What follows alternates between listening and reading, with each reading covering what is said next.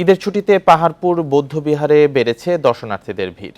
বিভিন্ন জেলার পর্যটকরা ঘুরে দেখছেন দক্ষিণ এশিয়ার সবচেয়ে বড় এই বিহার। তবে যোগাযোগ ব্যবস্থা দুর্বলতা সহ নানা সমস্যায় ভোগান্তিতে পড়ছেন তারা। ঐতিহাসিক এই স্থানে দর্শনার্থীদের সুযোগ সুবিধা বাড়াতে নতুন প্রকল্পের কথা জানান জেলা প্রশাসক।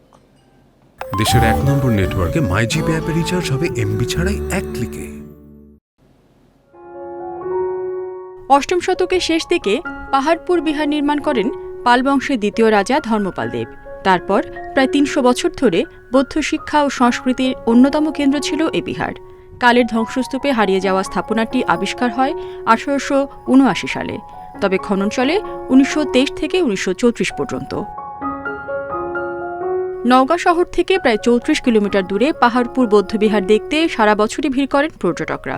ঈদসহ বিভিন্ন ছুটিতে বাড়ে পর্যটক সমাগম। তবে অনেকের অভিযোগ, সিঁড়ি ভাঙা থাকায় বিহারের উপরে মন্দিরে যাওয়া যায় না।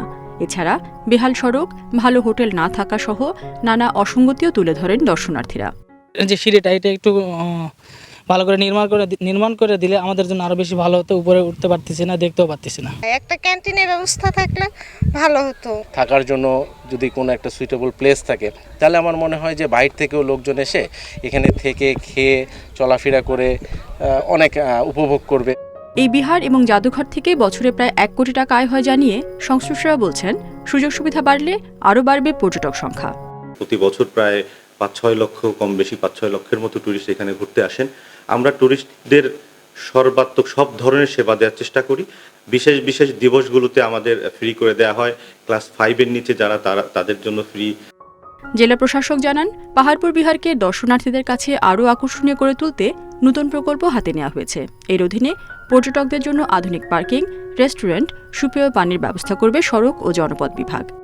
এই প্রকল্পটা বাস্তবায়ন হয়ে গেলে দর্শনার্থীদের আকর্ষণও বাড়বে এবং তাদের যে বর্তমান সমস্যা, আপনি যেটা বললেন যে পানি ও নিষ্কাশনের সমস্যা, টয়লেট ফ্যাসিলিটিস, নামাজের সময়, এগুলো সব দূর হয়ে যাবে। এছাড়াও ট্যুরিজম বোর্ড এটিকে আরও আকর্ষণীয় করার জন্য তারাও প্রকল্প নিয়েছে।